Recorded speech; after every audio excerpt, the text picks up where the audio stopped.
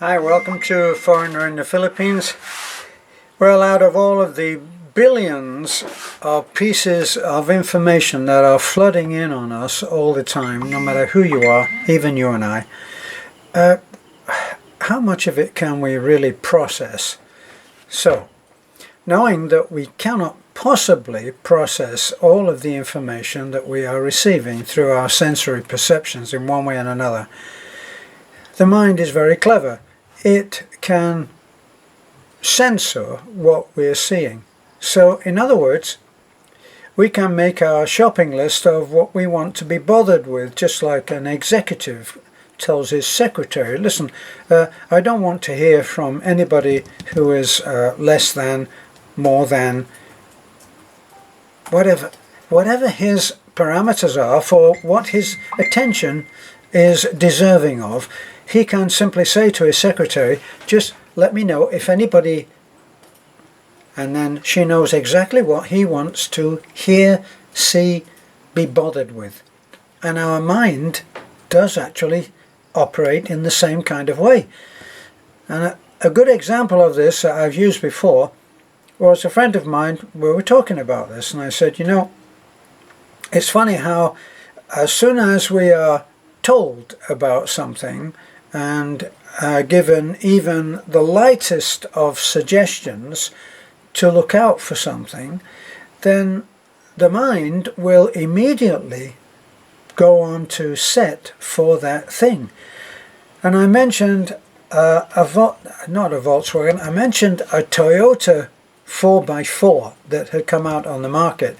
You can see them now. They're a little bit on the rare side, but they are high-tech, 6 gears, and an unusual look about them.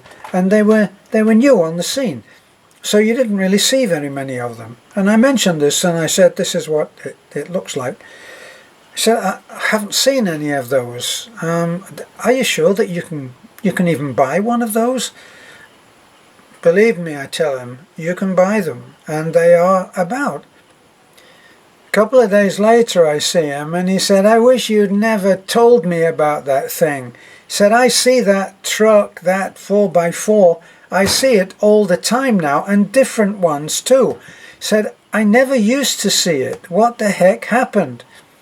And we talked a little bit more about the fact that once you guide, you instruct, you tell, ask, whatever, command your mind to look for a certain thing, whether it's an obvious way that you do it or whether it's simply that you think, well, that was a nice card. I wonder if there are many of those about. Maybe I could buy one used. That's all it takes.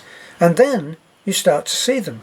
And you start to see them all over the place, because Toyota, in its wisdom, doesn't make just a handful of these vehicles. It makes as many as it thinks it can sell, which is a lot. So, what am I getting to? I'm getting to the fact that we keep coming up, recurring themes always come up, that people keep on failing, I think, to understand how different it is in the Philippines. And surprisingly, a lot of these people are Filipino. A lot of these people are Filipino. And that's the truth. And so what is it that excuse me, what is it that happens with people when they fail to focus on the thing that is important, the main picture? Well, they will see whatever takes their fancy, and sometimes we fancy the negative.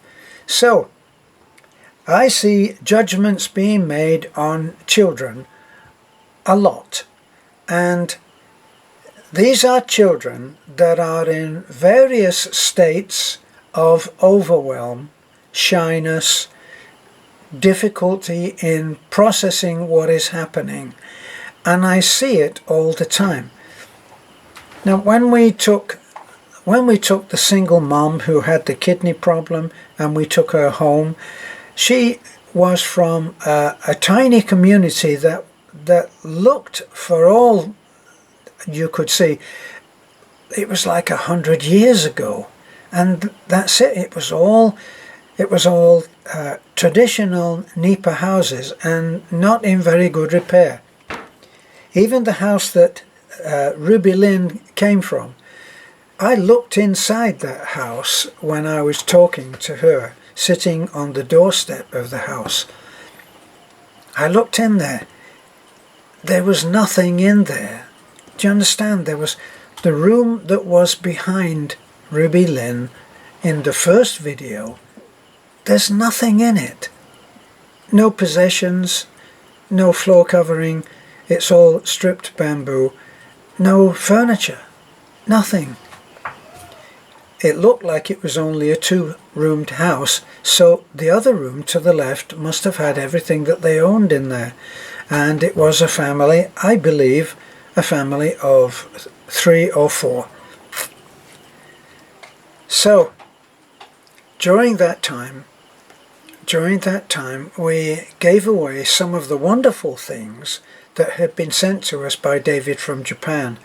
And one of the wonderful things was the little boy who, it seemed like he was going to be left out, and he was the last one, and we didn't really have anything that was for a kid. So I said to Beth, and you will hear me on that video say, Beth, we must have something for that little boy. And Beth rummaged about in the box, and from the box she brought out a gorgeous, beautiful quilt, a comforter, blanket, eiderdown, whatever you call that. It wasn't a huge one. It was a smaller one, but it was beautiful. It was brand new. It was perfect, and it was, as I said, sorry to keep saying it, but it was a beautiful piece.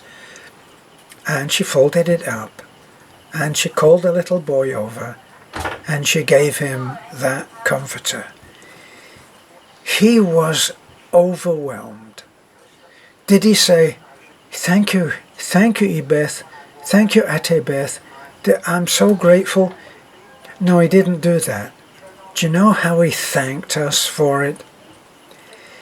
He ran home with that treasured prize, skipping in part of his step, to rush into the door of that very, very humble house and show his prize to his mother. That's gratitude for me. Now, what are you guys who are criticizing this ingratitude, bad behavior, all of these things? What? You are focusing on the negative.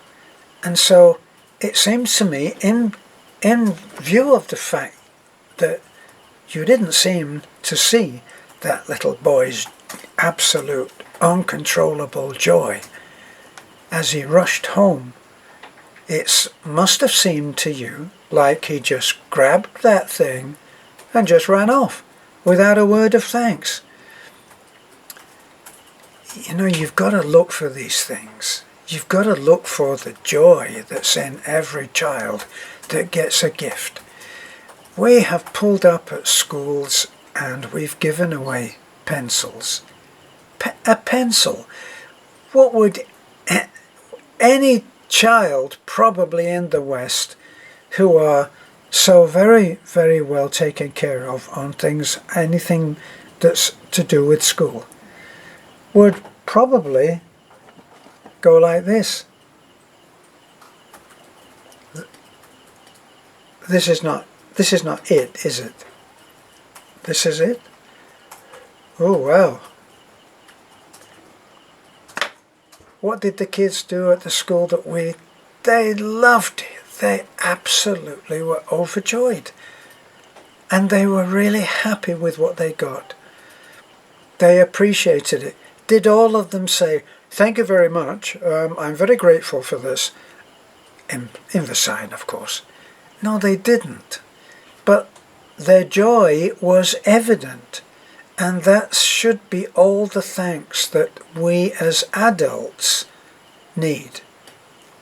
You know, in some parts of the Orient, saying thank you ruins the gift. If a gift is to be made unconditionally, with no thought of return, then needing to be thanked for it is not unconditional. Well, it's conditional, isn't it? I'm giving you this, but you better damn well say thank you. Beth does tell the children, okay, this is from John S. Sir John. Now, 1, 2, 3, say, thank you, Sir John S. And they do that, and they do it happily. Can we try not to be so judgmental about any of this that you see?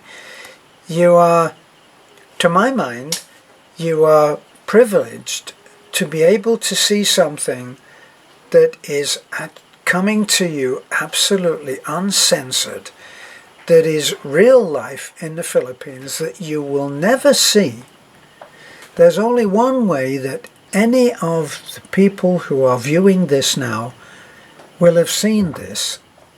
Well, you may have seen it on, say, I don't know, a documentary about the backward areas of the Philippines and how poor people are. You may have seen that, and perhaps that's what we're doing. But the likelihood is that you will never have seen it. That's the likelihood. Now, why don't you shelve the idea of judging whether someone was deserving, whether they should have had it, whether they shouldn't, whether they should be penalized for the way that they looked when they were given it. Just put all that to one side and be an observer. And without bringing your spin to the situation and thereby affecting your perception of what is incoming, why don't you actually just watch? Before I came here from Florida, I was part of a writers group, and I remember at one point it was suggested, hey, why don't we all get together and go to that nice restaurant that's on the water? And we chose a time that would take us to in the evening, as other people had things to do. And we went in the evening, and during that wonderful evening, the moon rose, and it rose in the sky, and it was huge, and it was this brilliant, almost orange, silver and orange color. And it was huge, and it literally traversed the sky as we were sitting there. And it was so incredible. Of course, what did everybody do? They all went like this. And they did this, and then while it was still rising, they texted it and they sent it to people that they cared about. It was a thing that they shared. They looked at it through this thing. So they didn't actually see it. They saw the image of it through their phone. Don't watch some of these movies some of these videos. Perhaps movie is a rather grand way to describe what we do. But don't watch these videos through the lens of your previous experience. Watch them anew. Watch them with a sense of wonder. Watch them with a new moment with new eyes, however you want to put it. Watch them afresh, in the moment, and really look at everything. Don't miss anything because you're thinking, well, that kid wasn't very grateful. Why didn't they? That was a lovely. Why didn't he? Don't do that. I'd urge you. Look at it in reality. When we came back from taking that girl home, it was a very rough road, which you will have seen because we filmed it going in.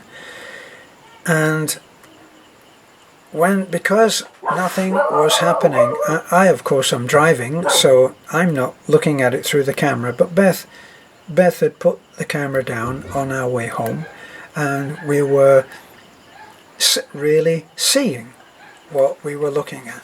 Because even when I'm driving, I'm looking around and I am saying to Beth, over here, over there, where I want the thing to be seen, to be experienced through the lens. And I'm doing that. But when the camera is off, then I'm experiencing it more on a one-to-one, in-the-moment basis, which is how I'm suggesting humbly that you might do.